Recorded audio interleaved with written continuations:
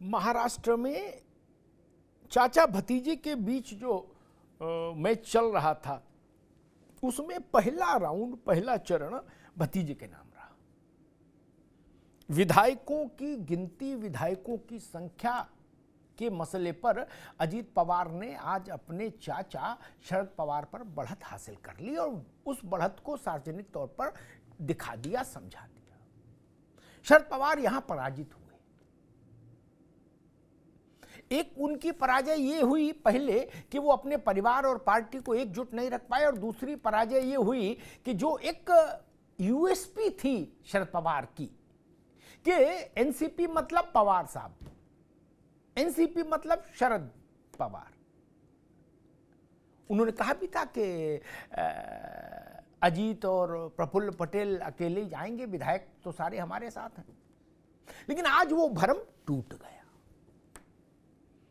और अजीत पवार ने मंच से अपने बुजुर्ग चाचा को सलाह भी दे दी कि उम्र बहुत हो गई, अब कहां तक काम करोगे, अब घर बैठो, आराम करो। और साथ में मोदी जी वाला फार्मूला भी बता दिया कि 75 के हो गए हो, मार्गदर्शक हो जाओ, मंडल बना लो, उसी में रहो। उन्होंने कहा भाई कब तक काम करोगे, अब हमको आशीर्वाद दो, हमारी भी उम्र हो गई 62-63 साल, हम भी कब तक इंतजार करें। तो अब स्थिति ये बनी कि इब्तदाए इश्क है, रोता है क्या, आगे आगे देखिए होता है क्या। लेकिन इसका एक पेच ये भी है कि इधर अजीत पवार हुंकार भर रहे हैं तो उधर गुणीजन बता रहे हैं कि जैसे जैसे अजीत पवार मजबूत हो रहे वैसे वैसे एकनाथ शिंदे का मूड थोड़ा उखड़ रहा है। वो भी जानते हैं कि भारतीय जनता पार्टी ने महाराष्ट्र में शासन के लिए वैकल्पिक व्यवस्था कर ली। अब भाजपा शिंदे के आश्रय पर नहीं है। शिंदे और उनके सहयोगी विधायकों की सदस्यता भी जा सकती है, और जाए या ना जाए, अब एकनाथ शिंदे इतवार से पहले वाली स्थिति में नहीं बचे। ये बात शिंदे अच्छे से जान गए। इसीलिए खबर आई कि कुछ विधायक ये भी सोच रहे हैं कि चल खुसरो घर आपने, बोले मातोश्री चलो, रिक्शा करो, वहीं पहुंचो, देखो। फिर लोग कह रहे भाई मातोश्री वाले इतना क्षुब्ध है, वो कह रहे ना दरवाजा नहीं खोलना। लेकिन हंगामा तो मच गया और शरद पवार को लेके पूरे देश भर में एक धारणा थी कि पवार मास्टरमाइंड हैं, पवार चाणक्य हैं, पवार राजनीति के हर दांव को जानते हैं और कोई भी साजिश और षड्यंत्र, कोई भी दांव पवार पर कारगर नहीं हो सकता। पवार इतना राजनीति को समझते हैं। बगावत होना छोटी चीज है, इस भ्रम का टूट जाना बड़ी चीज है। लिख लीजिए मेरी बात।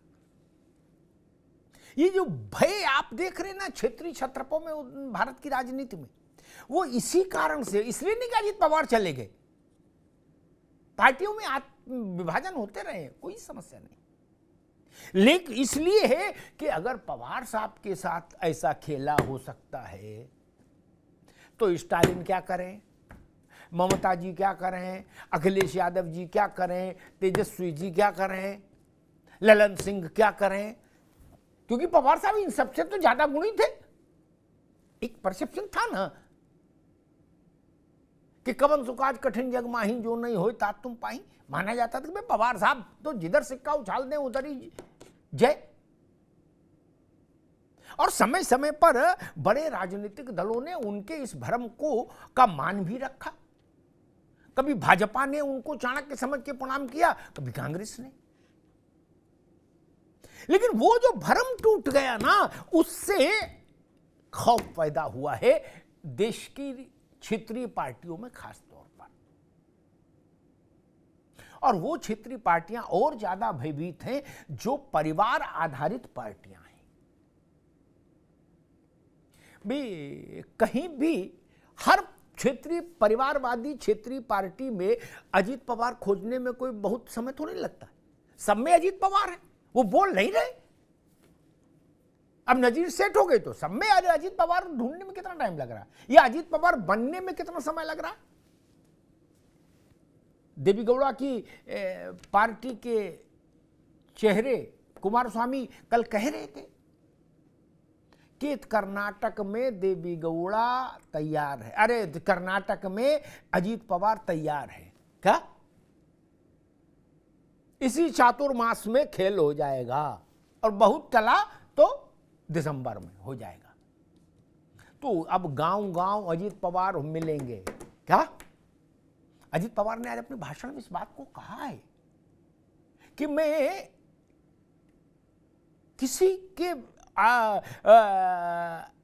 ऐसे के पेट से जन्मा जो पार्टी का सुप्रीमो नहीं था, तो ये मेरा दोष है क्या?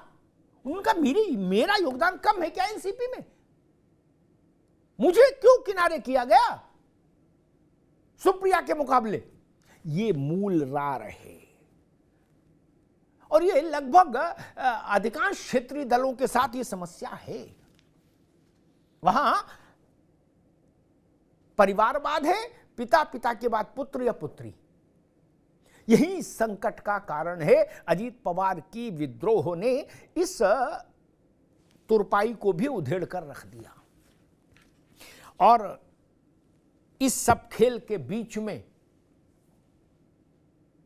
जब बाकी दल डर रहे हैं कि भाई पवार के साथ हुआ हमारे साथ भी हो सकता है, तो नीतीश बाबू ने वैकल्पिक व्यवस्था की ओर ध्यान दिया, और उन्होंने अपने घर की सबसे बड़ी खिड़की खोल ली, ताकि वक्त बेवक्त कोई मसला फंसे तो एक प्लान बी भी रहे।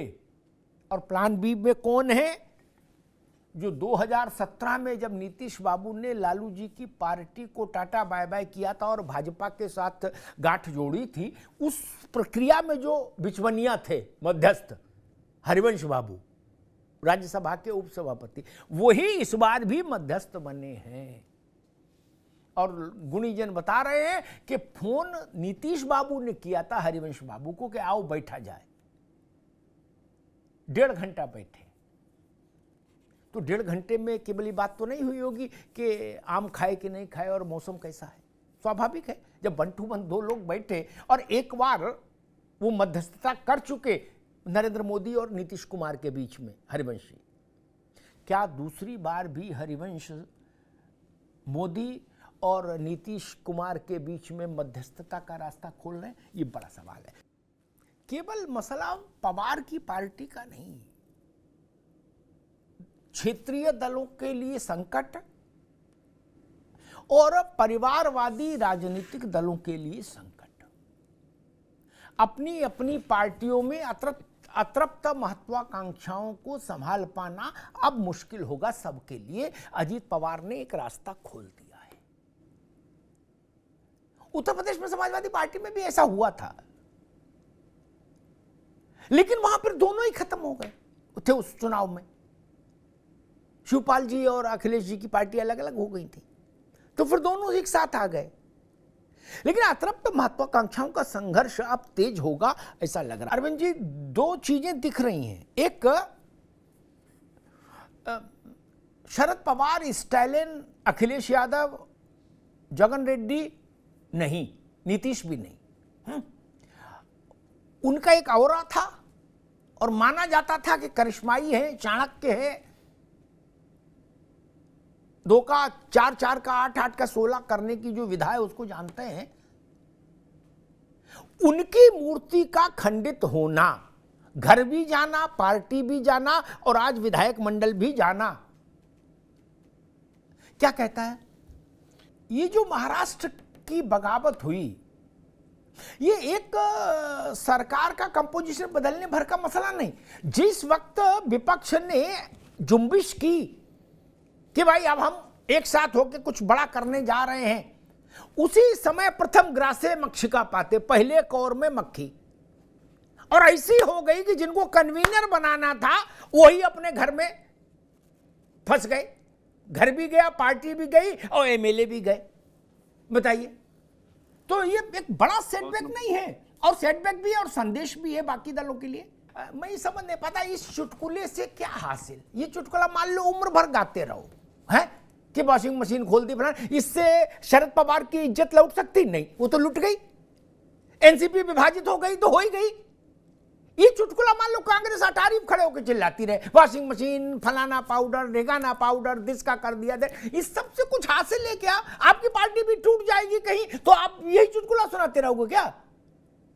इसलिए चुटकुले से हासिल कुछ नहीं। मान लीजिए सारे विपक्षी दल ये मिलकर कहते रहे, इससे क्या फर्क पड़ रहा है?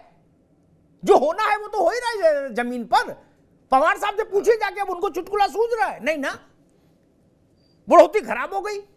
खैर, दीपक रंजन जी, क्षेत्रीय दल, देखिए अमिताभ भाई जी, क्षेत्रीय दल और उसमें भी परिवार आधारित क्षेत्रीय दल, पिता के बाद पुत्र या पुत्री वाले जो दल हैं, उनके लिए ये एक अलार्मिंग सिचुएशन है। महाराष्ट्र में जो हुआ, ये काम तो प्रेस कॉन्फ्रेंस में हो ही रहा है जी। जब समाजवादी पार्टी दो टुकड़े हुई थी, उस वक्त तो आप सरकार में थे।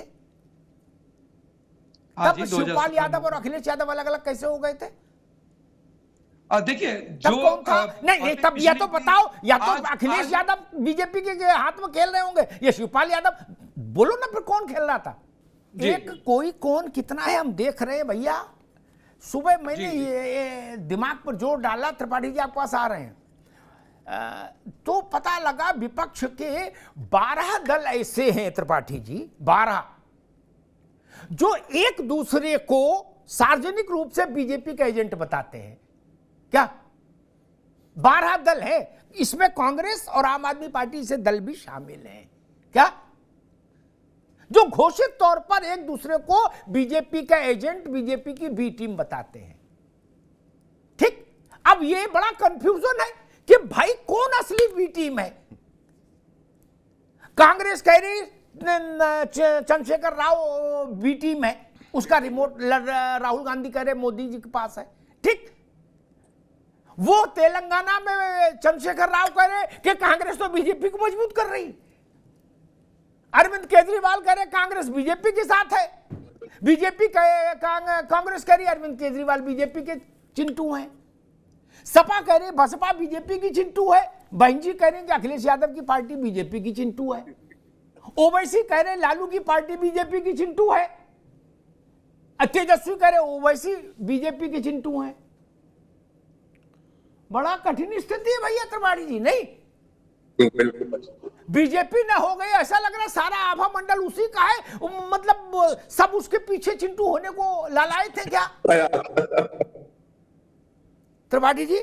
इसीलिए हमें लग रहा है नीतीश बाबू ने खिड़की खोल दी है, हरिवंश नारायण से कहा है कि भैया ले चल हमको उधर ही, उसी गांव, यहां चलेगा नहीं। नहीं, 17 में भी हरिवंश बाबू कराए थे पैचअप, आपको तो पता ही है।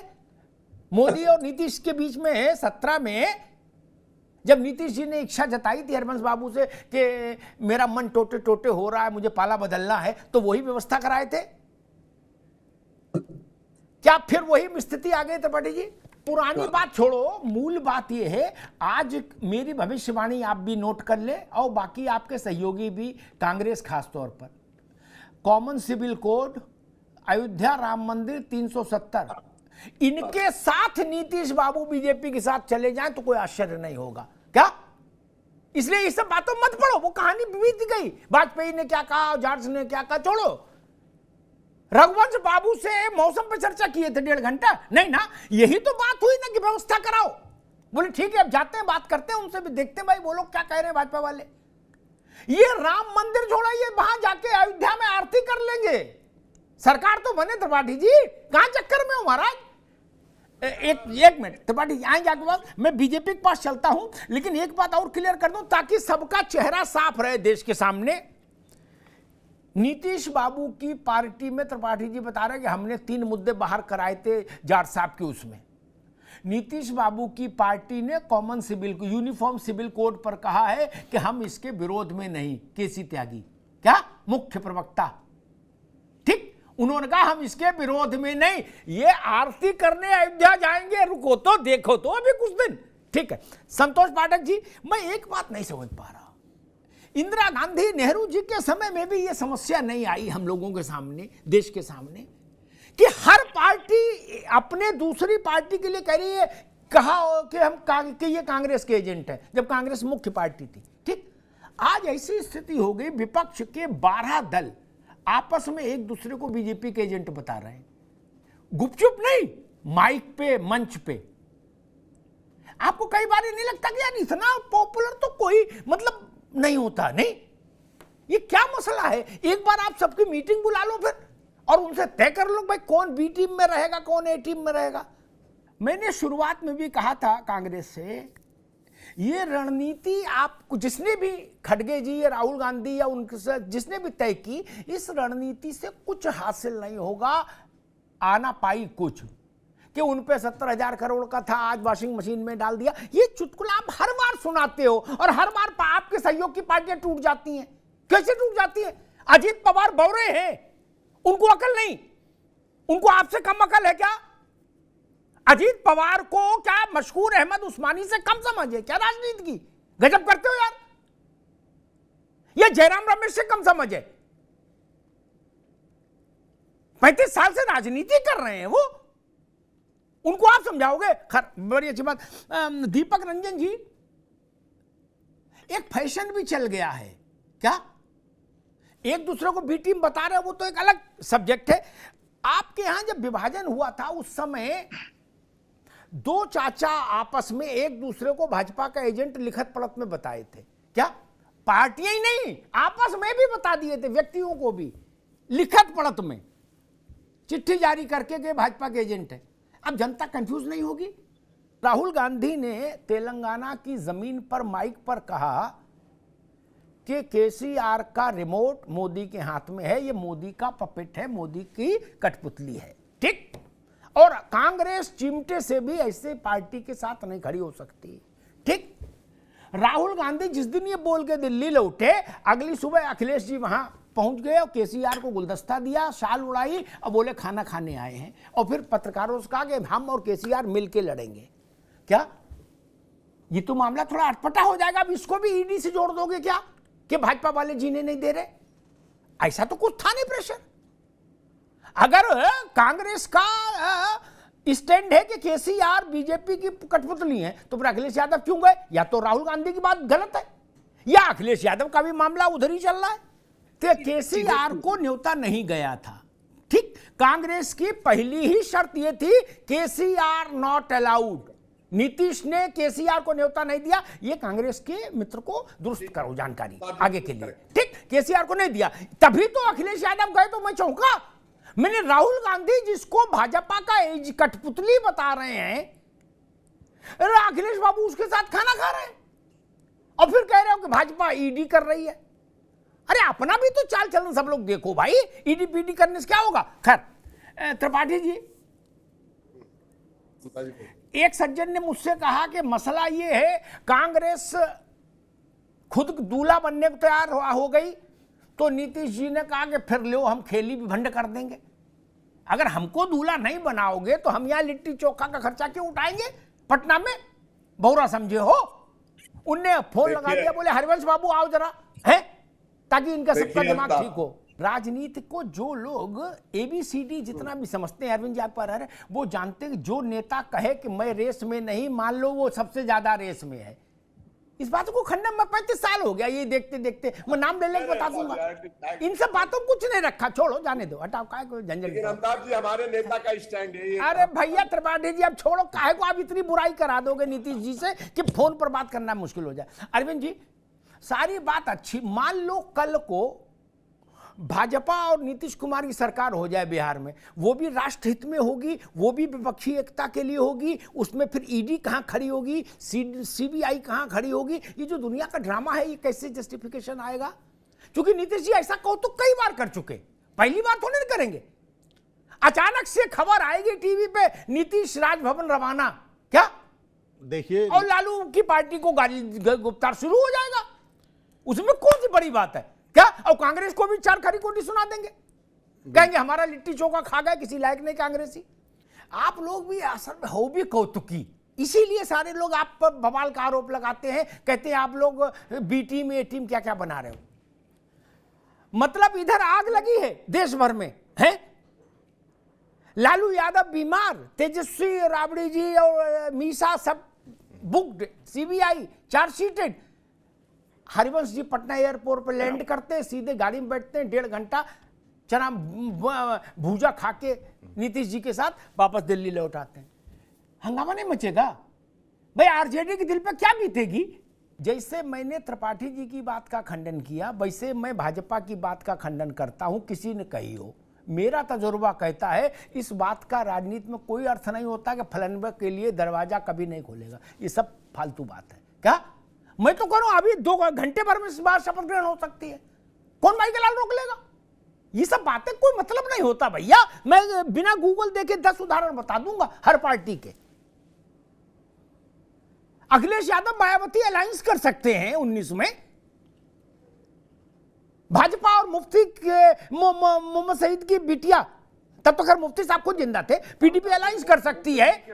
इन सब बातों को कोई लेना देना नहीं, इसलिए ये सब बात कुछ नहीं।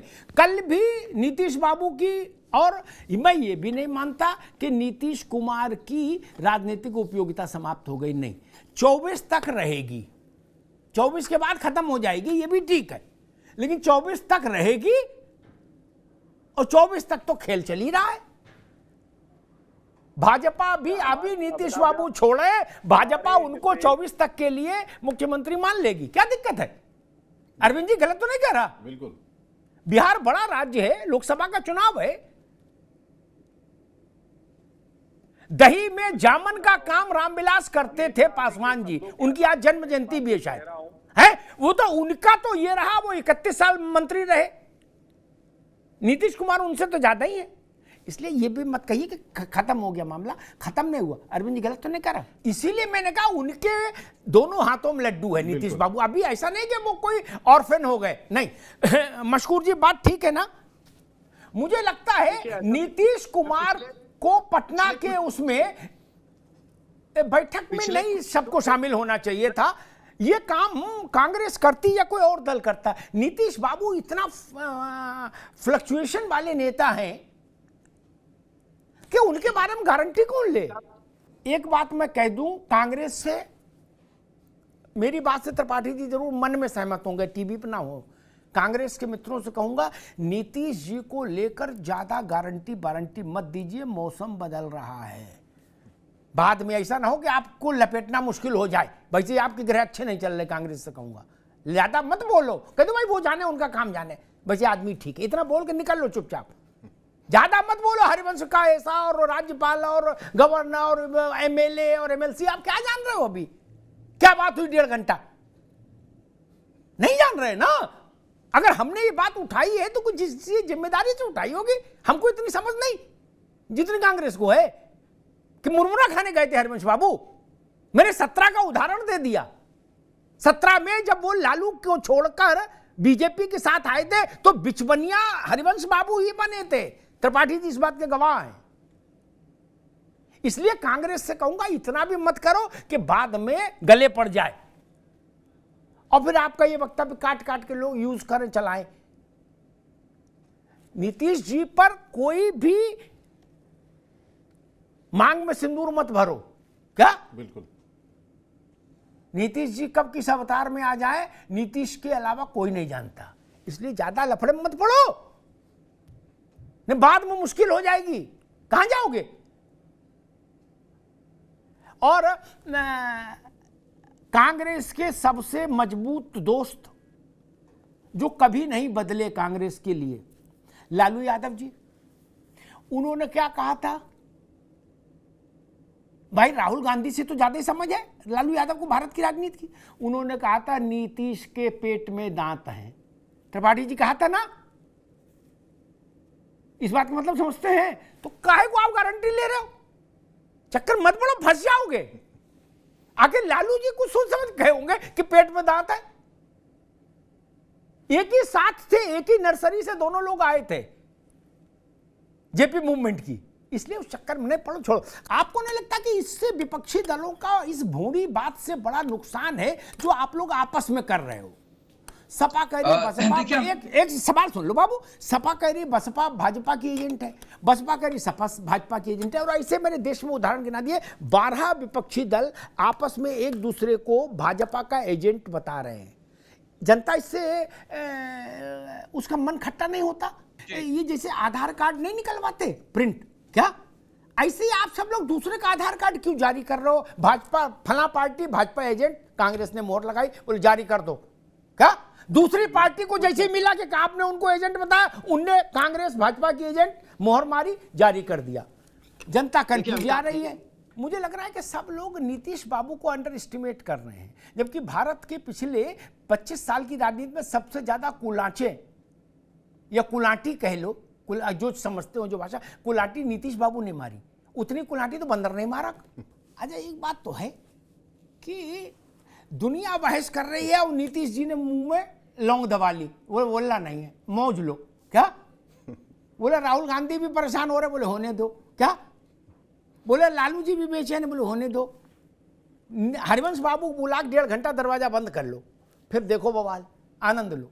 उस भाव में है क्या? क्योंकि नीतीश बाबू एक, मेरा समझ ये कहती, नीतीश बाबू अगर केंद्र में बड़ी भूमिका में नहीं आ सकते तो फिर वो ये लिट्टी चोखा क्यों खिलाएं 17 दलों को? क्या फायदा फिर इन सबको खिलाने पिलाने से? फिर भाजपा ही ठीक है, मुख्यमंत्री तो ये भी बनाए रखेंगे उनको। नीतीश बाबू के लिए भाजपा ने कसीदे काढ़े, और ये त्रिपाठी जी ने याद दिलाया, लेकिन मेरी नैतिकता कहती ये मैं याद दिलाऊं दर्शकों को कि नीतीश बाबू ने नरेंद्र मोदी जी और अमित शाह जी के लिए डबल कसीदे काढ़े जब वो भाजपा के साथ थे। नीतीश जी ये तुरपाई अच्छी जानते हैं, जब जिसके साथ होते, इस वक्त लालू जी के साथ है तो उनके कसीदे काट रहे, भाजपा के साथ थे भाजपा काटते थे, है उनका।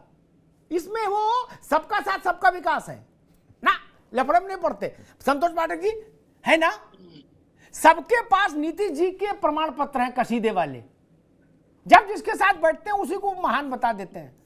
देखो भैया, एक बात मैं बताऊं, नए युवा प्रवक्ताओं के लिए बड़ा लाभ की चीज है। उत्तर प्रदेश में एक बार गतिरोध हो गया, सरकार ही नहीं बन रही। मुझे किसी ने बताया, ये बात है जब वाजपेयी जी का दौर था, किसी ने बताया कि बसपा को सपोर्ट करेगी भाजपा। अटल बिहारी वाजपेयी सर्वोच्च नेता थे। मैं अटल जी से मिला, त्रिपाठी जी सुनिए, बड़ा रोचक किस्सा है। क्या अटल जी ने मुझसे कहा, अरे पंडित जी कहाँ चक्कर में पड़े हो, हम विपक्ष में बैठना पसंद करेंगे, मतलब ही नहीं। मेरे सूत्र ने कहा मुलाकात हो गई है, क्या 3 दिन में चिट्ठी चली जाएगी। 176 विधायक थे भाजपा के, कितने 176, और 66 थे बसपा के।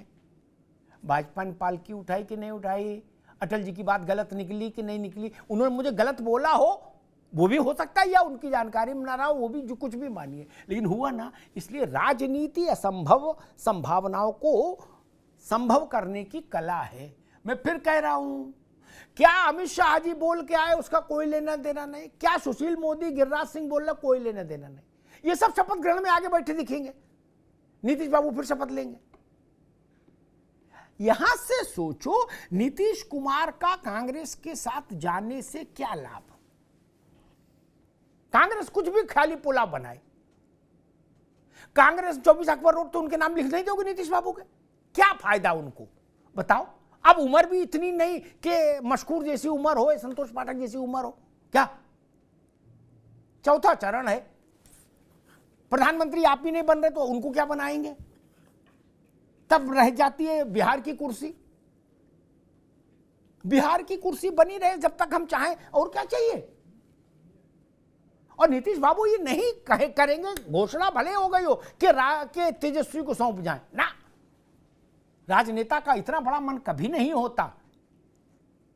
ये लिख लो, मेरा अपना अनुभव कहता है।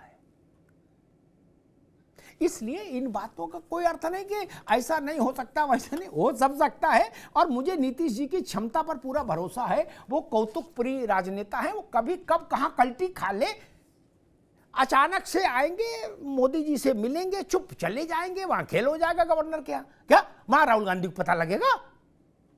शरद पवार नहीं जान पाए, उनकी नाक के नीचे घर टूट गया है। वो कम से आने थे नहीं। मसला ये है कि मैं सबसे ज्यादा इस बात पर हैरान हूं कि अगर सारे कांग्रेस के लोग और बाकी विपक्ष के लोग, जब आप लोग मानते हो कि बीजेपी सबको प्रताड़ित कर रही है, भस्मीभूत करने पे आमादा है, तो आपस में तो ईमानदार रहो।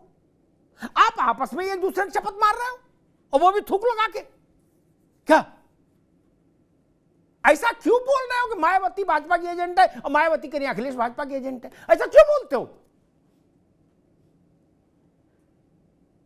बोला केसीआर भाजपा का रिमोट है, क्या खिलौना है? केसीआर कह रहे कि आप कांग्रेसी भाजपा खिलौने। ऐसा करने के बाद जनता के बीच में जाओगे और कहोगे हम भाजपा से लड़ना चाहते हैं, जनता कहेगी यार आप लोग एजेंट हो। केसीआर को राहुल गांधी का वीडियो दिखा देगी और राहुल गांधी को केसीआर का वीडियो दिखा देगी तेलंगाना में जनता कि आप दोनों भाजपा के एजेंट हो। तब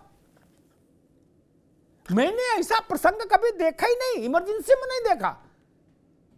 कौन विद्वान आदमी त्रिपाठी जी सलाह दे रहा है कि एक दूसरे को थूक लगा के शपथ मारो? क्या?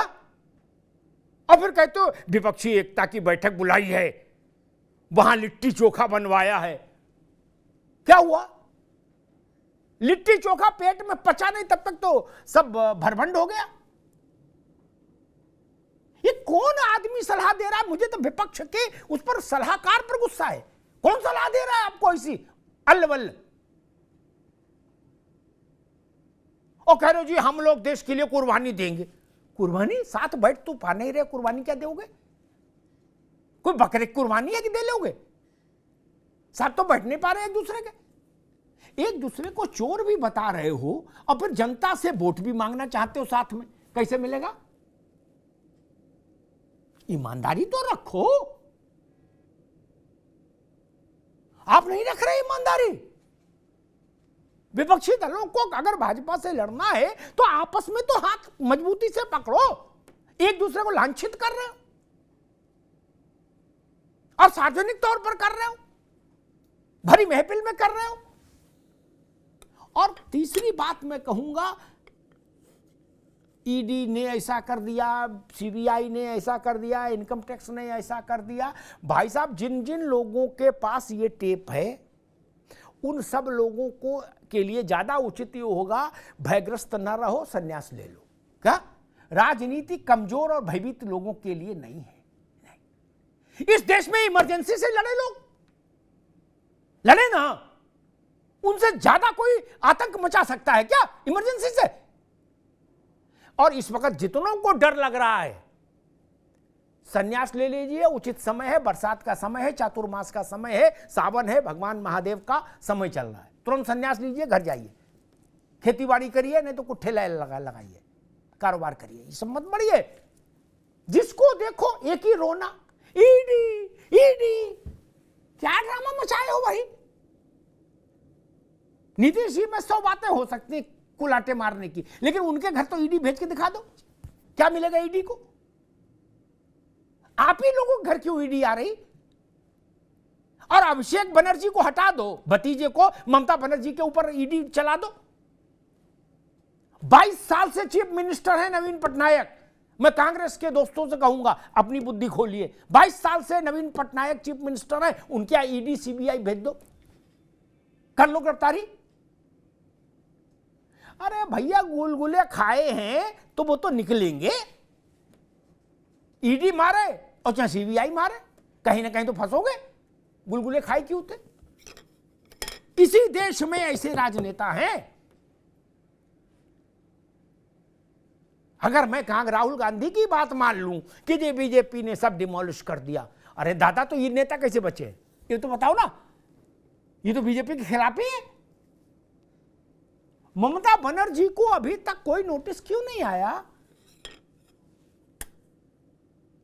ममता बनर्जी जमानत पर नहीं है, राहुल गांधी जमानत पर हैं। तो लफड़ा किए हो तो जमानत नहीं लोगे, जेल नहीं जाओगे। और क्या आप लोग ये चाहते हो कि ऐसा कोई समीकरण बन जाए कि भाई लफड़ा भी करे और जेल भी ना जाए? ऐसा तो नहीं हो सकता ना। मैंने इसीलिए निवेदन किया था शुरुआत में, छत पे खड़े होकर चिल्लाओ ईडी ईडी, उससे वोट में कोई फर्क नहीं पड़ेगा।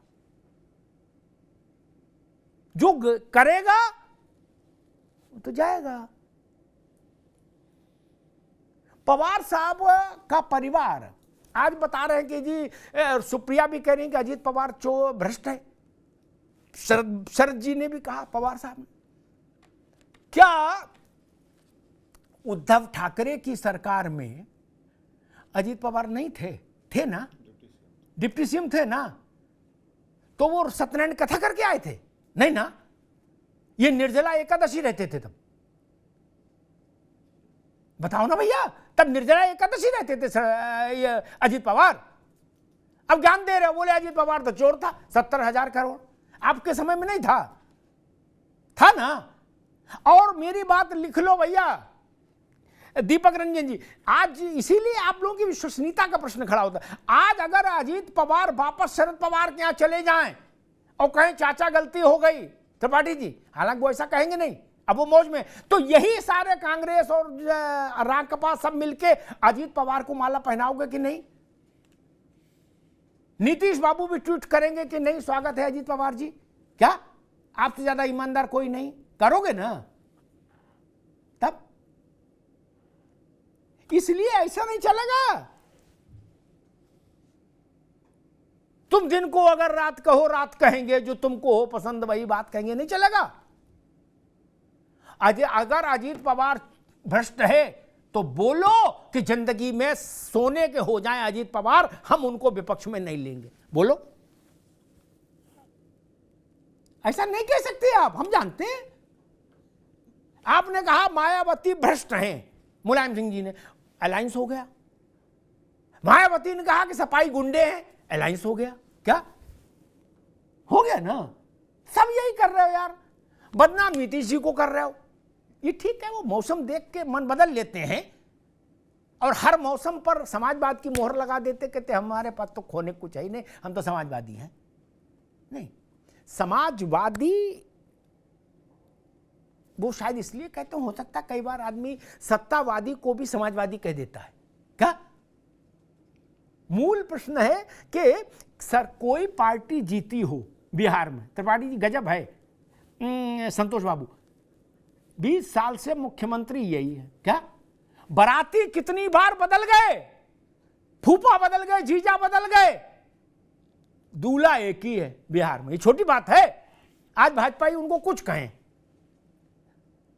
सबसे भारी और सबसे शार्प दिमाग नीतीश कुमार के पास है, ये तो मानो। क्या जैसे नीतीश कुमार आपको पटकनी दे दे के भाग जाते हैं बार बार, आप लोग क्यों नहीं दे लिए उनको? क्या कोई उनको डिटेल कर पाया, डब्बे से उतार पाया? नहीं, ना लालू ना भाजपाई। त्रिपाठी जी है ना, उनने चीफ मिनिस्टर का दफ्तर नहीं छोड़ा। क्या आपस में लड़ाओ झगड़ो कुछ करो, हमको कुर्सी पर रहने दो। देश में ऐसा कोई माई का लाल नहीं कर पाया, इसलिए मैं नीतीश जी को प्रणाम करता हूं।